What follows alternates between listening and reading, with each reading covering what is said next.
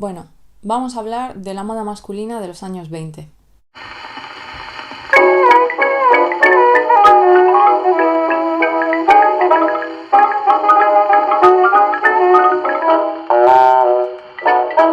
Bueno, vamos al lío. Lo primero a decir de los años 20 es que es un momento en el que la moda masculina cambia un montón. ¿Por qué?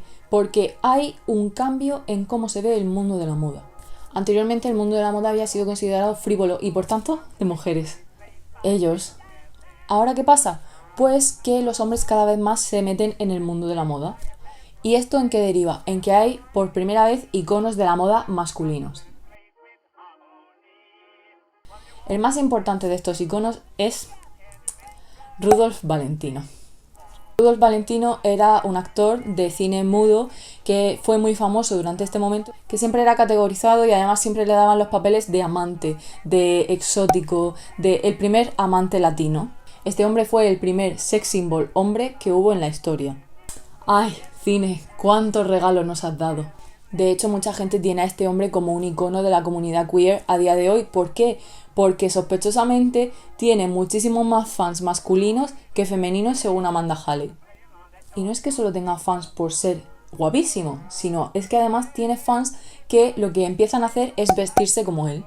Este hombre además es muy conocido porque muere muy joven, en circunstancias un poco inesperadas y claro, se monta un funeral masivo al que va un montón de gente y cosas así.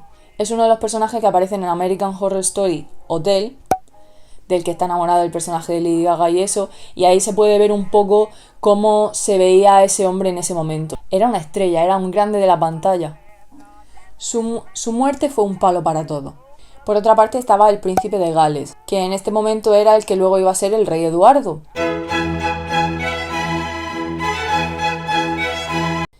El rey Eduardo tuvo una relación controvertida con su familia en general. Desde siempre sus padres habían tenido como un ojo puesto en él porque le había gustado demasiado un poco la fiesta, la buena vida, era muy amante de cosas que sus padres y el establecimiento monárquico en general habían considerado frivolidades.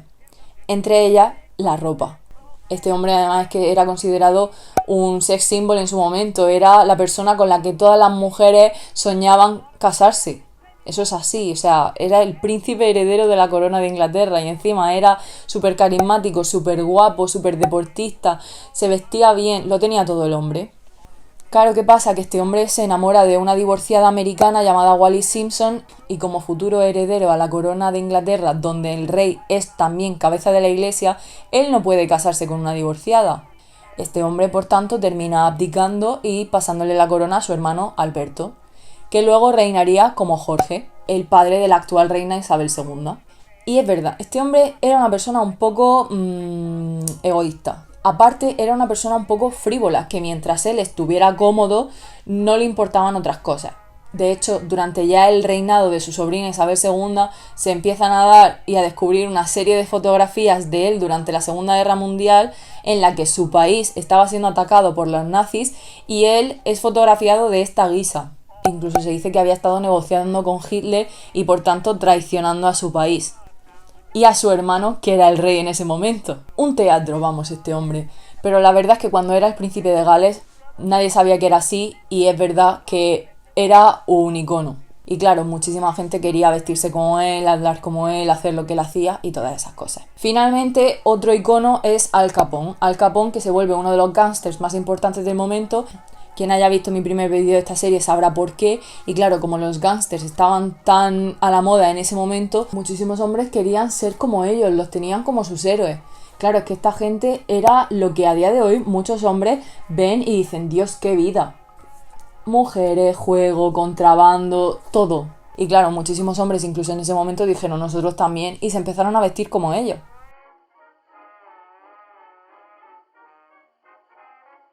En cuanto al look, se pone de moda un look estricto. Salimos de la Primera Guerra Mundial y durante la Primera Guerra Mundial, ¿qué se había puesto muy de moda? Las cuchillas Gillette. ¿Por qué? Porque Gillette, aparte de estar haciendo campañas y todo eso, empieza a mandar cuchillas a los soldados al frente. Y claro, estos hombres cuando vuelven ya han cogido la costumbre de estarse afeitando.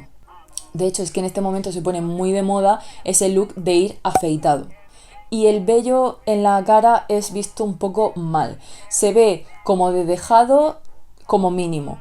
Y también se ve como de viejo. Son cosas que los hombres mayores sí las hacen. Pero normalmente los hombres jóvenes y de mediana edad llevan la cara limpia. Lo que sí se pone un poco de moda son los bigotes. Los bigotes además tipo lápiz, que es como se llamaban en ese momento, y que son estos bigotes. Que bueno, estos bigotes no son lo normal tampoco. Son cosas que solo llevaba la gente más extravagante. No son cosas que se llevaran en general. En general los hombres iban afeitados y ya. El pelo también lo llevaban corto, súper bien peinado. Lo que sí se pone muy de moda es que sea brillante. ¿Y esto cómo se consigue?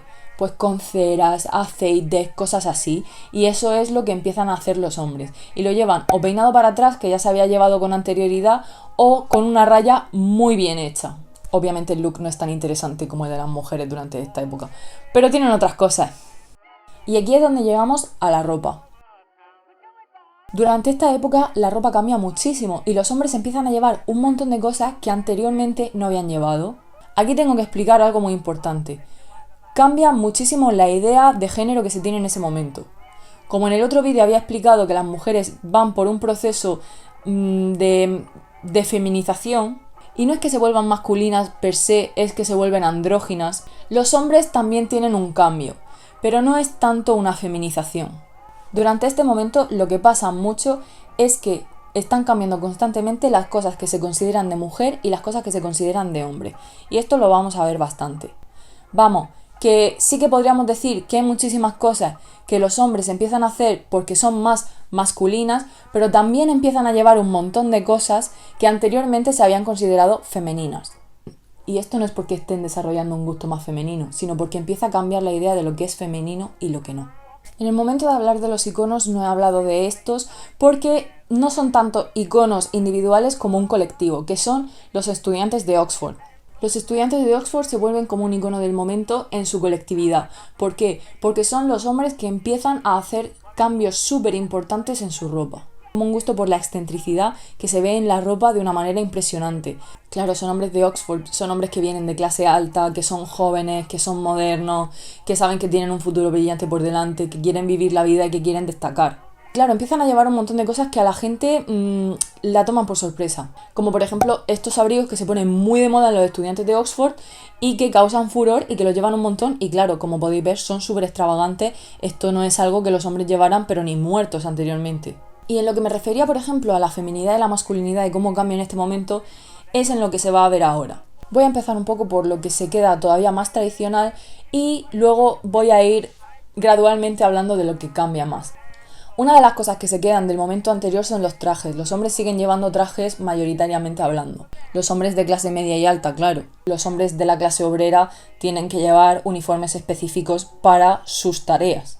Pero lo que sí pasa mucho es que los trajes cambian. Para empezar, cambia mucho la silueta de la ropa de hombres y se empieza a hacer cada vez menos entallada y más masculina, es decir, más ancha, más de hombre fuerte, por así decirlo.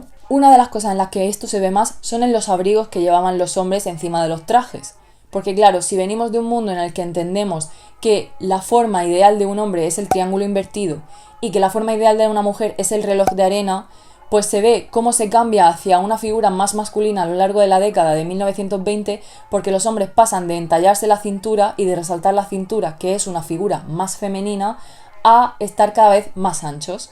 ¿Y esto cómo se ve en los abrigos? Pues que al principio de la década los abrigos siempre tienen cinturones en la cintura, claro, para entallarla, para hacer cintura, que no está ahí, y luego cada vez más se van viendo abrigos que son cada vez más anchos, más de hombros y de espalda ancha, más masculino en ese momento. Pero en los trajes vemos como esta nueva idea de la feminidad y de la masculinidad va cambiando, porque hay cosas que con anterioridad se habían considerado femeninas, como los colores extravagantes, que ahora se vuelven muy masculinas.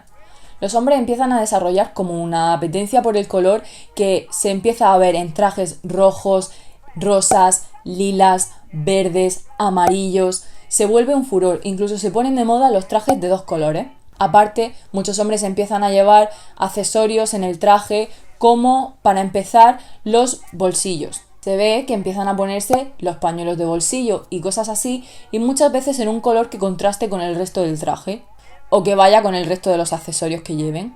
Llama muchísimo la atención con respecto a lo que se veía anteriormente, que eran colores más neutros. De la misma forma que los abrigos, los trajes se van ensanchando cada vez más. Y antes, al principio de la década de 1920, se ven trajes que son más de la década anterior y son más entallados, sobre todo en los pantalones, que son muy ajustados, y luego cada vez se van ensanchando más.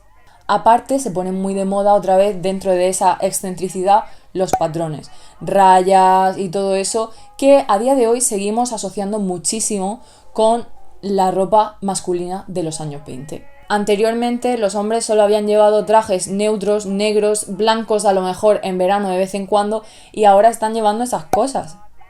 Por otra parte, se ponen muy de moda las camisas. ¿Por qué? Porque cada vez hay una moda más sport. Entonces, aunque siguen llevando muchos trajes los hombres, cada vez se va poniendo más de moda también llevar otras cosas que no sean traje.